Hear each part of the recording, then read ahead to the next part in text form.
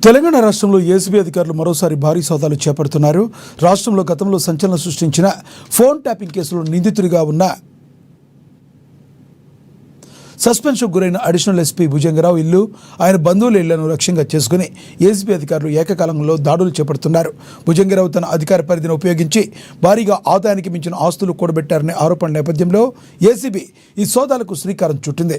హైదరాబాద్తో పాటు సూర్యాపేట జిల్లా సహా మొత్తంగా 15 విభిన్న ప్రాంతాల్లో ఈ తనిఖీలు ముమ్మరంగా కొనసాగుతున్నాయి. భుజంగరావు నివాసంతో పాటుగా ఆయనకు అత్యంత ఆప్తులు, కుటుంబ సభ్యులు మరియు బంధువులకు చెందిన ఇళ్లలో కూడా ఏసీబీ ప్రత్యేక బృందాలు ఉదయం నుంచే సోదాలు జరుపుతున్నాయి.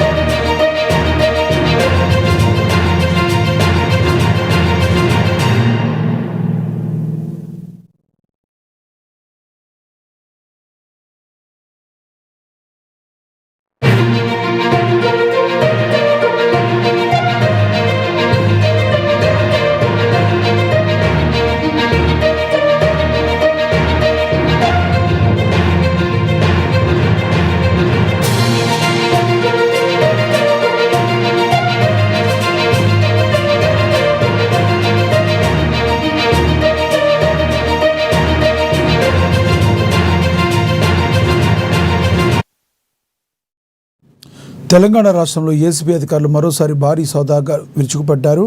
రాష్ట్రంలో గతంలో సంచలనం సృష్టించిన ఫోన్ ట్యాపింగ్ కేసులో నిందితుడిగా ఉండి సస్పెన్స్కు గురైన అడిషనల్ ఎస్పీ భుజంగరావు ఇల్లు, ఆయన బంధువుల ఇళ్లను లక్ష్యంగా చేసుకుని ఏసీబీ అధికారులు ఏకకాలంలో దాడులు నిర్వహించారు.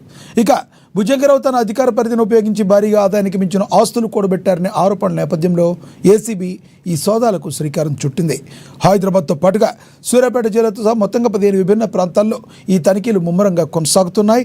భుజంగరావు నివాసంతో పాటు ఆయనకు అత్యంత ఆప్తులు, కుటుంబ సభ్యులు మరియు బంధువులకు చెందిన ఇళ్లలో కూడా ఏసీబీ ప్రత్యేక బృందాలు ఉదయం నుంచే సోదాలు చేస్తున్నాయి.